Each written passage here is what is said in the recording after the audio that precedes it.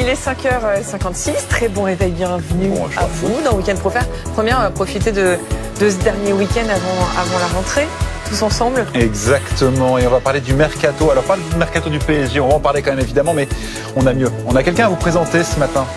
C'est Noémie Ouira qui va nous accompagner désormais tous les week-ends. Elle sera la reporter de Week-end Première. Salut Noémie. C'est notre mercato à nous, voilà, elle sera nos yeux, nos oreilles sur le terrain. Et elle est ce matin à la braderie de Lille pour la première, on l'a envoyée à la maison. Ouais, et baptême du feu, je révèle les coulisses de Noémie qui s'est réveillée à 2h du matin à cause de l'alarme incendie de son hôtel, donc qui est un peu fatiguée pour cette première. Elle a des petits yeux. Mais je suis sûre que la braderie, ça va la rebooster, tu verras. À tout à l'heure Noémie. Et tout de suite, on va retrouver Guillaume Séché, l'inconditionnel, pour la météo. Il est pratiquement 6h, soyez les bienvenus si vous nous rejoignez. Très bon réveil avec BFM TV à la une de Week-end Première. Ce qui se joue pendant la garde à vue de Chambéry, l'ex-mari de la policière tué en pleine rue jeudi matin est interrogé depuis hier par les gendarmes et ce sont les jours et les heures qui ont précédé le crime qui les intéressent particulièrement. Une ristourne de 15 à 20 centimes par litre de carburant. On verra ce que vaut la proposition de Xavier Bertrand. Les automobilistes, comme vous l'imaginez, sont emballés. Le gouvernement beaucoup moins, trop cher. Également dans ce journal, ces établissements scolaires ravagés pendant les émeutes qui ne rouvriront pas à la rentrée.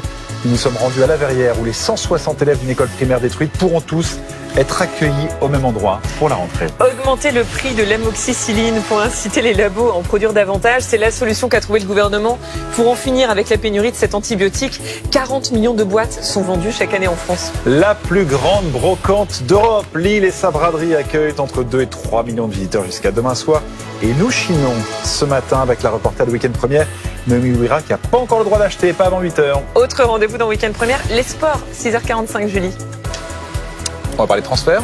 Oui, avec un transfert qui s'est conclu dans les toutes dernières minutes du mercato pour le Paris Saint-Germain. À tout à l'heure.